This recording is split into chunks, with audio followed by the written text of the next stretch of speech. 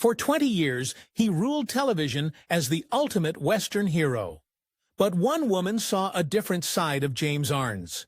She watched him arrive late to set, joke while others worked, and act carelessly. Their relationship exploded in 1958 when she publicly humiliated him in front of the entire cast. Everyone expected violence from the 6'7" star. Instead, his response changed everything. The real reason for her hatred wasn't what anyone expected. And what happened next shocked Hollywood. James Arness was born on May 26, 1923, in a modest neighborhood in Minneapolis. When he was just 18 months old, he almost died from spinal meningitis. Doctors said his chances were less than 40%. But his father, Rolf, who sold medical equipment, used his hospital connections to get James an experimental treatment. It saved his life, but it left him with a slight limp. No one would guess then that this little boy would grow up to be Marshal Dillon. The Arness family lived at 3111 Humboldt Avenue. The house was full of Norwegian and German traditions. His mother, Ruth, taught him old songs and prayers in both languages. By age 10, James was already 5 feet 8 inches tall. His height came from his grandfather, who had served in the Norwegian Royal Guard and stood 6 feet 9 inches. But James wasn't confident. His mother once wrote in her diary, "James is painfully shy. I can't imagine him ever working with people."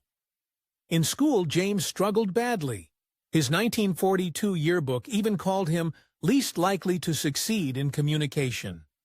One teacher said he turned in the same book report on Treasure Island 3 years in a row.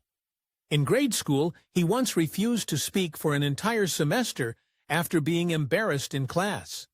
He failed every subject except gym and art, where he drew cowboys and horses. He once skipped 31 days in a month, choosing instead to roam the river valley with his dog, Rex. But tests showed his IQ was 127, smart, just not interested. A psychologist later wrote that James had a strange skill. He could mentally escape any time he was uncomfortable. That habit would serve him well years later on long TV production days. He had a close bond with his younger brother, Peter, who would later become famous as Peter Graves. In 1933, when their father lost his business and started drinking, 10-year-old James and 7-year-old Peter made a blood pact to protect each other. When James was 13, he once stood up to their father during a violent episode and broke his wrist. Peter never forgot that moment.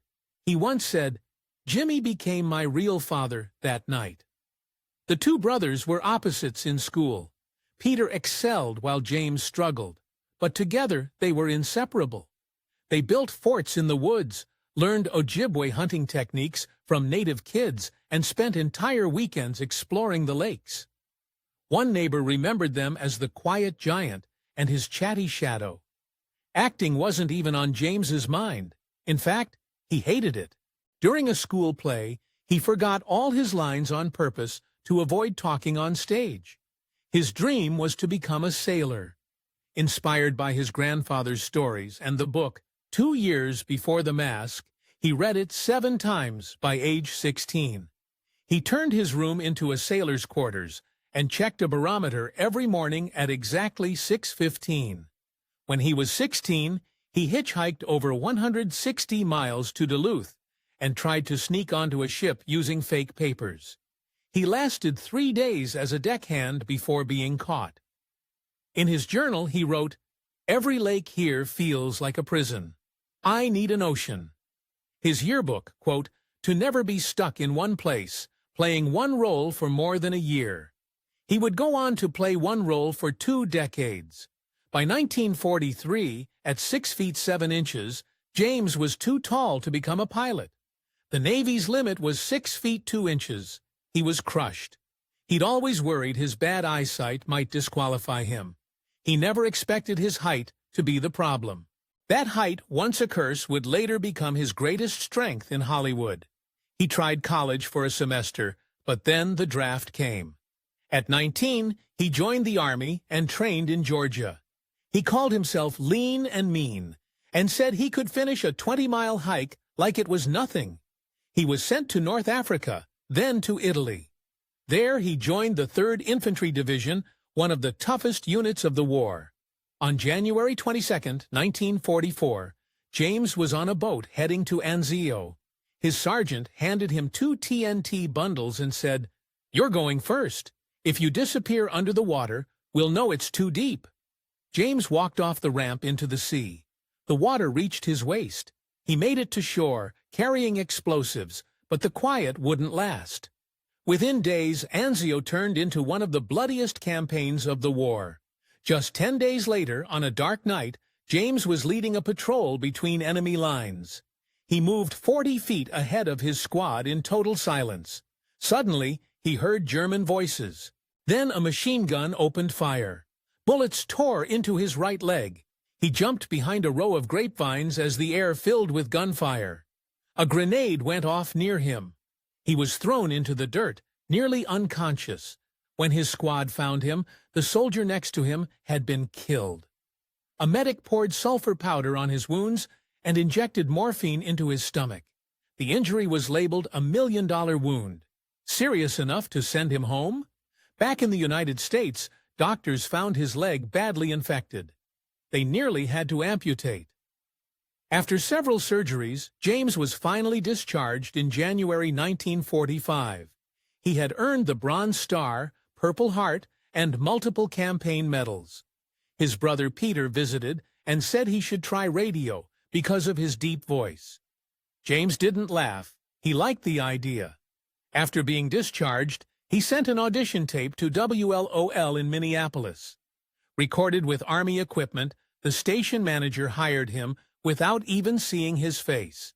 He got paid $40 a week to read the morning farm report.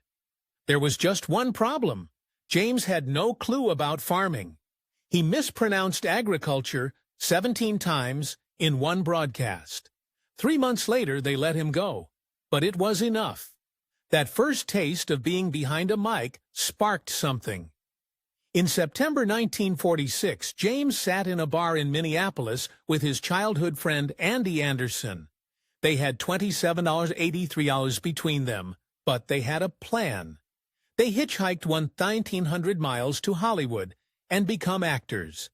It took them 19 days, 14 different rides, and 1 cattle truck, where James, still limping from his injury, slept on hay. They ate mostly cheese sandwiches and canned beans. When they got to Los Angeles, they found a cheap hotel on Sunset Boulevard, $8 a week. No one wanted them. One casting director even told James he was too tall and too ugly. Then, out of nowhere, they snuck onto a film set, pretending to be electricians. James didn't get kicked out. Instead, his 6 feet 7 inches height landed him a stand-in job for John Wayne. It paid $35. He never showed his face on camera, but it was his first Hollywood check and his first break. By January 1947, James knew he needed real training. He used his GI Bill to study at the Bliss Hayden Theater School, but it didn't go well. He forgot 23 of his 27 lines during one scene from Our Town. Most people in the crowd winced, but one didn't. Talent agent Leon Lance walked up and said, "You're terrible, but there's something real about you." Lance agreed to represent him under one condition. James had to train 6 days a week before any auditions. Lance even paid for 42 hours of extra coaching. One exercise had James carry buckets of water while reciting Shakespeare. It worked. Just over 3 months later, MGM called him in for a screen test. Then came the name change. In April 1947, James landed a small part in The Farmer's Daughter. When he got his first paycheck, it was made out to James Orns. At the bank, the teller misread it as Or Wes and refused to cash it. James was broke. He had $1.28 in his pocket. As he argued with the bank, a woman overheard his voice. She was a casting director named Dorothy Harper. She told him to drop the U that night at the Roosevelt Hotel. James scratched it out on his union form using a pen from the front desk. The hotel manager witnessed it. That's how James Orne became James Ornes. He had only 4 lines in The Farmer's Daughter. He messed them up again and again. The director nearly fired him. But Loretta Young, the star of the film, helped him through. The movie came out, and James figured it was all over. But then a letter showed up at his $14 a week boarding house. It was from a 72-year-old woman in Kansas named Emma Tilson. She wrote, "You remind me of my late husband. He was a good man. I believe you are too." She included $5 and told him to buy a proper meal. That letter stayed in his wallet for 42 years. James later said, "Before that letter, I was pretending to be an actor. After it, I became one." 4 years later, in 1951, James put on a heavy costume, makeup, and didn't say a word. He was the alien in The Thing from Another World. Some claimed he hated the role, but he didn't. In 2005, he set the record straight. "It was a great break for me. That movie got a lot of attention, and it helped me get more work." He didn't care that no one saw his face. What mattered was that people noticed him. Being 6 feet 7 inches helped and hurt him. As a kid, he was bullied for being tall. In the Army, his height kept him out of the Navy Air Program. But in the mud of Anzio, officers used him to check water depth. If James could wade through it, the rest could follow. In Hollywood, though, he was often cast as a villain or just part of the background. Big roles were rare, but after The Thing, doors began to open. One of those doors led to John Wayne. The Duke saw Arness in a play and signed him to his company. Between 1952 and 1955, Arness acted in 4 Wayne films: Big Jim McLean, Hondo, Island in the Sky, and The Sea Chase. Wayne even taped an intro for a new TV show and pushed producers to cast Arness as the lead. That show was Gunsmoke. It would become one of the most famous TV shows of all time. Wayne's mentorship changed everything. Even before Gunsmoke, Arness was building his Western reputation. In 1950, he appeared in an episode of The Lone Ranger as Deputy Sheriff Bud Titus. That role gave TV audiences a first look at the lawman style Arness would later perfect. Unlike many early Westerns made for kids, Arness leaned towards serious adult drama. That's why Gunsmoke fit him so well. It wasn't just another shoot 'em up, it had depth. James Arness didn't become a star overnight. It took war wounds, rejection, cheap hotel rooms, and more failure than most would endure. But he turned every low point into something useful. A hospital voice turned into a radio gig. A cattle truck ride turned into a stand-in job. A failed scene turned into an acting contract. And a $5 fan letter turned into a lifelong mission. In the 1950s, James Arness wasn't a star. He was tall, very tall at 6 feet 7, but still trying to find his place in Hollywood. Then came Gunsmoke. The role of Marshal Matt Dillon would define his life. But Arness didn't jump into it with confidence. In fact, he tried to back out. There's a rumor that John Wayne was first offered the part. That's not true. Wayne was already a huge movie star.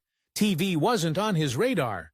But when Arness hesitated about doing a TV show, he turned to Wayne for advice. Arness hoped Wayne would help him get out of the deal.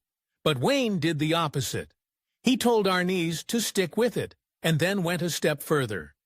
Wayne recorded a personal video to introduce the Gunsmoke pilot on September 10, 1955.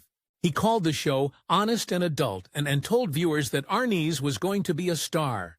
That clip helped Gunsmoke get instant attention, and it gave Arness the push he needed to stay. But behind the scenes, Arness was still unsure. Right before filming started, he got cold feet. He had signed a contract, done the fittings, but now he was ready to walk away. CBS programming executive William Dozier got involved. He called Arness directly and said, "You don't know me, but you're about to do something very unprofessional." That line hit hard. Arness knew his reputation was at stake. He agreed to meet Dozier at his home. After a long talk, he made up his mind. He'd honor the contract. And with that choice, a television legend was born. When Gunsmoke aired, it didn't look like the other westerns on TV. It wasn't made for kids. It was gritty, slow, and full of gray areas. The violence wasn't cartoonish. The characters weren't perfect. The town of Dodge City in Shawman 1873 felt real. And Arness, towering and quiet, was a new kind of TV hero. Viewers noticed. The show climbed in ratings fast. By the end of its first season, Arness went from background actor to national name. Gunsmoke kept growing. It ran for 20 seasons and 635 episodes, longer than any dramatic series at the time. Arness would return as Matt Dillon again and again, even in the 1980s and 1990s. As the show rose, critics took notice too. Arness was nominated for an Emmy 3 years in a row, 1957, 1958, and 1959. He didn't win, but it didn't matter. He'd gone from playing monsters in movies, like the alien in The Thing from Another World, to leading one of the most respected shows on television. Viewers ranked him among the most beloved actors on TV, and the way he played Dillon with toughness, fairness, and quiet pain set a template for TV lawmen that's still used today. But the set wasn't always calm. Milburn Stone, who played Doc Adams, couldn't stand Arness in the early years. From 1955 to 1958, Stone thought Arness was lazy, careless, and completely wrong for the job. He hated that Arness would show up late or joke around while others were working. It drove Stone mad. He later said, "I felt he didn't belong in the business at all." Then came the breaking point. In 1958, Stone exploded. Arness was late again, and Stone let him have it, in front of the entire cast and crew. "I've read my contract," he shouted, "and there's nothing in it that says I have to put diapers on you or wait for you. And if you ever show up late again, you'll have two things to explain. Not only where you were, but where I went." The room went silent. Everyone froze. It could have ended the show right there. But Arness didn't get angry. He didn't yell back. Instead, he looked Stone in the eyes and said, "Milburn, you're absolutely right." That one sentence changed everything. Stone was stunned. Arness had taken the blow and admitted his fault. From that day on, they got along. Stone later said Arness became one of his closest friends, calling him a great, big, wonderful, cuddly bear. Few people knew what Arness was really going through. In World War II, at just 20 years old, he was wounded badly during the Battle of Anzio in 1944. He was shot in the leg by a machine gun. Because of his height, he was the first soldier off the landing boat sent to check the water depth. He was waist-deep when he was hit. He spent almost a year in the hospital, and the injury never fully healed. He lived in pain for the rest of his life. Filming Gunsmoke was brutal on him. Riding horses and walking on rough terrain made his leg ache, but he never complained. His limp wasn't acting. It was real. Viewers thought it added to his tough image. They didn't know it was from war. Arness earned a Bronze Star, a Purple Heart, and other honors for his service. He once said those medals meant more to him than any award from Hollywood. As time passed, Arness became known for generosity on set. Unlike most stars, he didn't hog the spotlight. He told writers to give the heavy stories to other cast members. He only did 4 or 5 major episodes per year. The rest of the time, he said, "I don't press it too much." That decision helped the show last. It gave others a chance to shine. Guest star Earl Holliman remembered it clearly. Jim would show up at the start, ride off, and not come back until the end. And then, bang, he'd take down the bad guy. In 1948, he married Virginia Chapman. She had a son from a previous marriage, little Craig. Born in 1946, Means adopted him as his own. Together, they had 2 more children, Jenny Lee in 1950 and Rolf in 1952. While James was building his career in Hollywood, Virginia tried her luck in acting too. She even appeared in a couple of episodes of Gunsmoke, playing a gypsy. Their son, Craig, became a successful photographer for National Geographic. Rolf became a surfing legend, winning the World Championship in 1970. But the happy family picture didn't last. By 1958, the marriage started falling apart. They separated, but didn't divorce for another 5 years. In 1963, James finally filed for divorce. And what followed shocked everyone. The court gave him full custody of all 3 children. That was rare in the 1960s. James said Virginia was cold, distant, and unstable. A former co-worker backed him up, saying her behavior had worsened. But the most disturbing claim came when James said Virginia let 12-year-old Jenny drink alcohol. Jenny ended up in the hospital. That incident likely sealed the judge's decision. 12 years later, in 1975, tragedy hit hard. Jenny Lee died from a drug overdose just days before turning 25. It was ruled a suicide.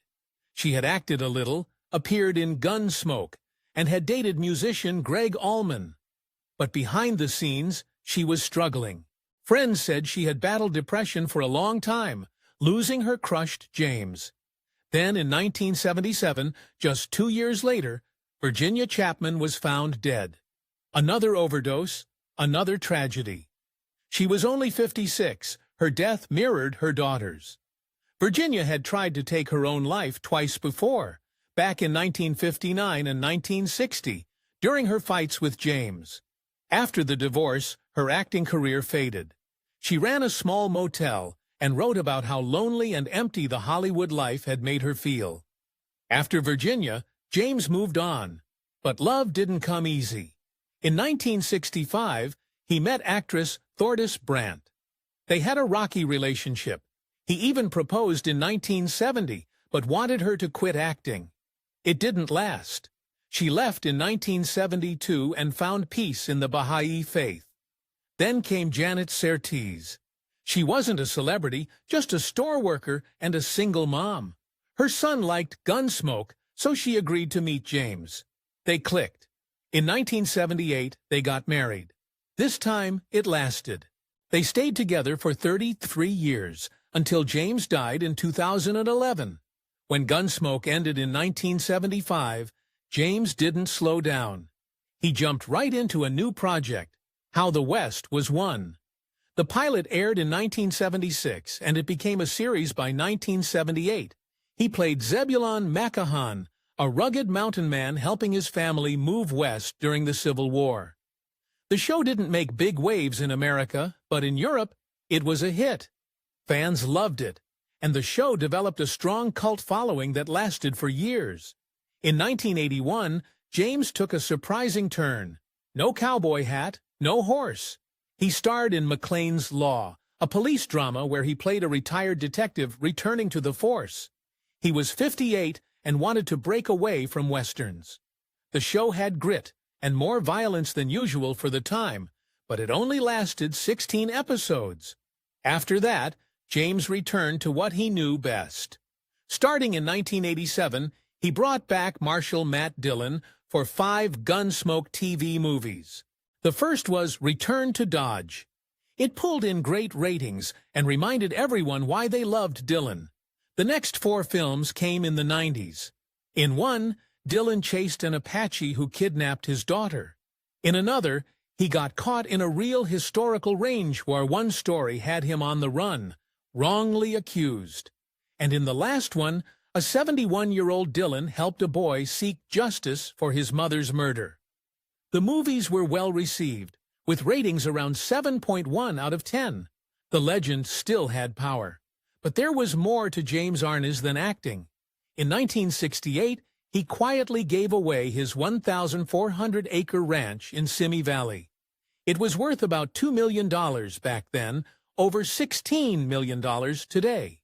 He gave it to a Jewish youth camp. He wasn't Jewish, but he had seen their work and admired it.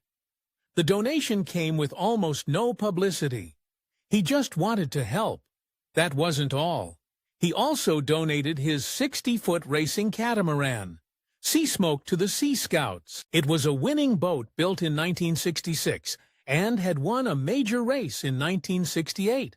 Arness had built his life around the outdoors and wanted others to enjoy it too.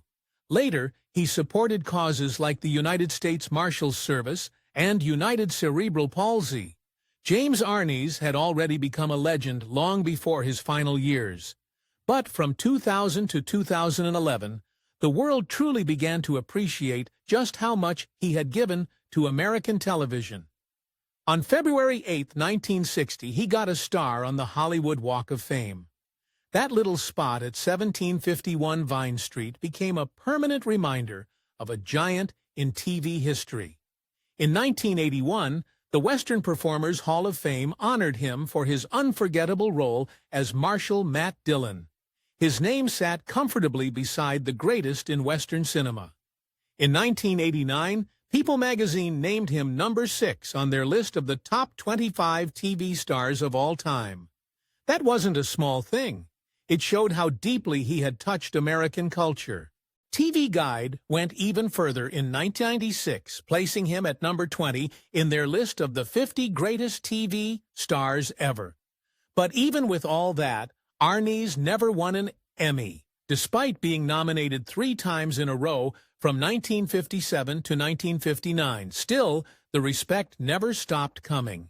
He won the Golden Boot Award in 1969, the Western Heritage Wrangler Award in 1971, and was named Man of the Year by the International Broadcasting Award in 1973 and 1987. Tucson, Arizona even made him an honorary citizen. But what truly made him stand apart wasn't just his fame.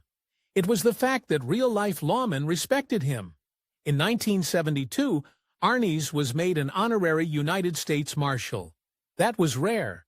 Then in 1986, he was given badge number 2 from the United States Marshal Service. The only person to receive one before him was President Ronald Reagan. In 1988, he narrated a film called America's Star, which was shown to new United States Marshals to teach them about the history of the agency. Even in old age, he stayed proud of that badge. When a retired United States Marshal visited him later in life, Arness still took pictures with it, smiling through the pain of old war wounds.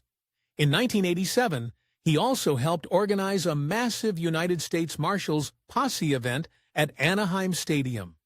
Then came a moment that touched him more than any award ever had. On June 20, 2005, he was honored at Los Angeles City Hall. He was 82. The mayor, city council, and city attorney all came together to celebrate him.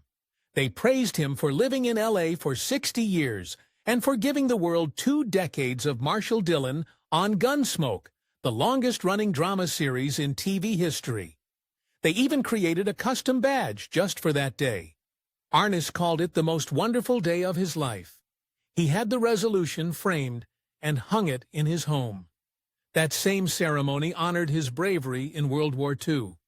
In 1944, he had been shot badly at Anzio by German machine guns. The injuries haunted him for life, but never stopped him. His spirit never broke. Then quietly and peacefully, James Arness passed away in his sleep on June 3, 2011. He was 88. He died in his Brentwood home in Los Angeles just 15 months after his brother Peter Graves, the star of Mission Impossible, passed away too.